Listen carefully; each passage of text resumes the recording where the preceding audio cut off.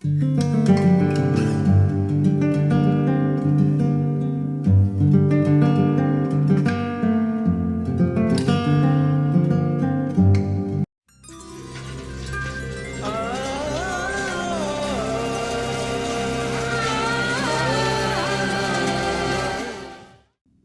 sixth part is called Indolent Krishna.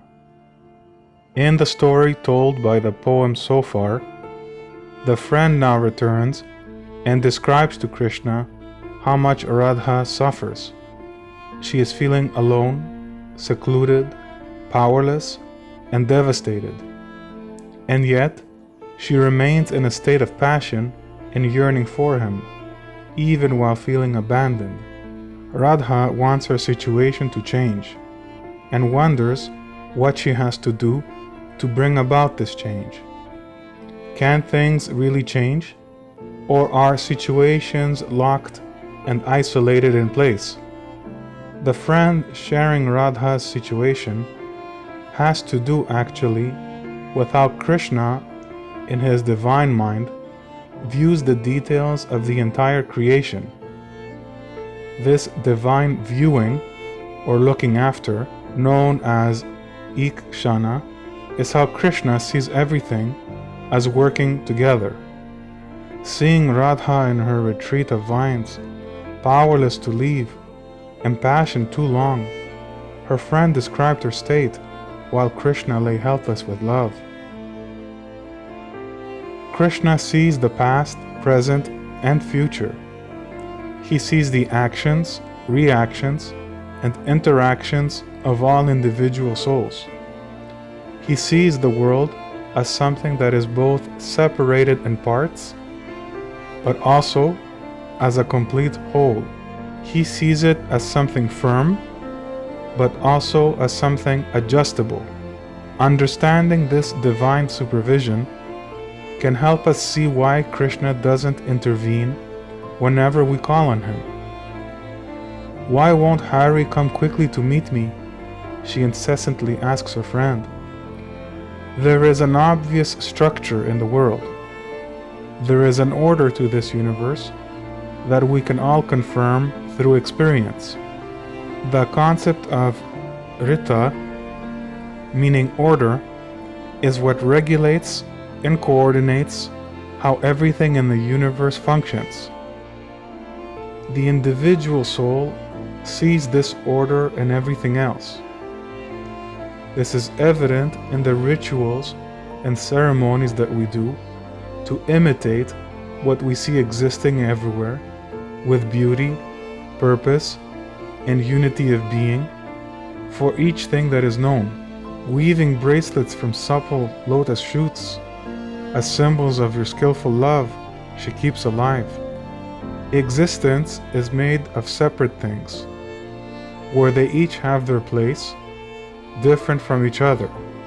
This individuality of being, or Anava, meaning the smallest entity of existence, like an atom, but also the part of the ego that focuses on the I and the mind. This individuality of being is present even in the smallest units of existence, to the largest. Everything is made up of atoms, and so each thing really is separated in different parts. This individuality of being is why there is so much variety in the world. People are different, so are animals and trees. These multitude of details reinforce to the viewing minds that they are themselves different from other people and other things. This realization characterizes the Jivavta, the state of the individual soul. We know we are in a place and time. We are not in the past, and we are not anywhere else but here and now. But then, why do we have an urgent need not to be alone? Why do we fantasize about being with people somewhere other than the here and now? Making her bed of ornaments and fantasies, She evokes 100 details of you in her own graceful play, but the frail girl will not survive tonight without you.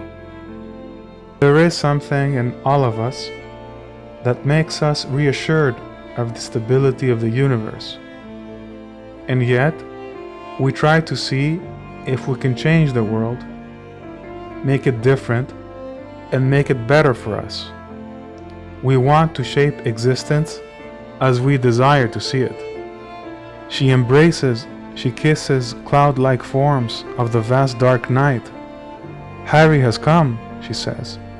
The reason why we try to change the world and make it different is because the world itself seems to change. One thing is affected by another. Each individuality of being has its place because each thing exists for a purpose, and so each thing is moving towards its designed end, and as it goes on its path, it grows and it becomes something else. There is a connection between all things. This relationship between units, or Sambandha, makes the world exist in a state of interdependency, where one thing cannot be without the other. There is a plurality of individual things. All have to be there, and they need each other to be there. Otherwise, there is no completion and no unity. It is like an ocean of waves. The individual parts all move differently, but affect each other. This is best understood by our experience of an intense desire to belong. Her body bristling with longing, her breath sucking in words of confusion, her voice cracking in deep cold fear, obsessed by intense thoughts of passion. Radha sinks in a sea of erotic mood. Because we see the beauty existing in other things, we want to absorb that beauty in ourselves. We see beautiful objects and put them on, hoping to feel beautiful too.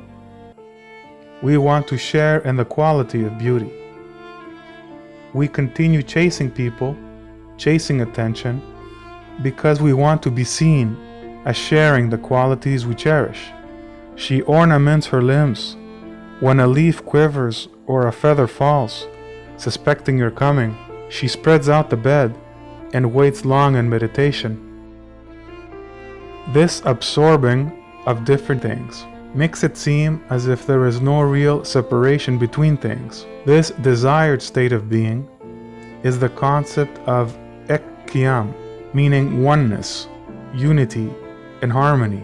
We all know by intuition that this is the real goal, the real end of things. We crave a connection, a relationship with this source, because we want to share in the same unity of being.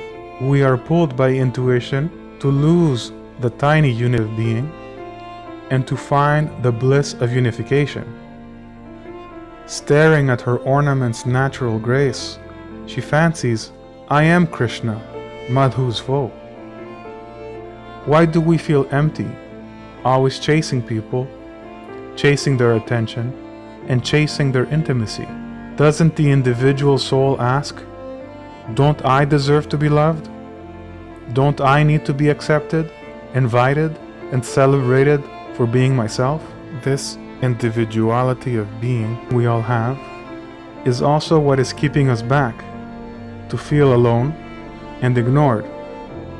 The ego sees the harmony of the interdependent existence, but also sees itself as something apart from it. We become jealous when others are happy. Why them? Why not me? In her loneliness, she sees you everywhere drinking spring flower honey from other lips. The answer to our problem is in how we see the world, how we behold its order and organization.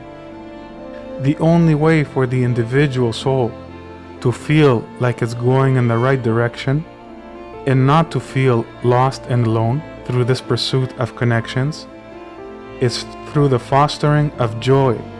If a person feels joy, she is on the right path, which will make her pursue the source of joy, and attain the unification of being. It is joy that melts away our fears, makes us see with inner sight, and connects our consciousness to the purpose we find in the world. May poet Jayadeva's song bring joy to sensitive men. Joy makes the difference between being fulfilled, being certain of one's place and purpose, and being hopeful of growing into someone at peace with the world. There is a transformation, a growth, that opens up as a result of joy, and this allows us to feel connected with the world. This intimacy is the end that propels us to fall in love, to start families, to build communities, to create civilizations. But without joy, any desire is dangerous. It can push an individual soul to be obsessed with pleasure. While you idle here, modesty abandons her. She laments, sobs, as she waits to love you.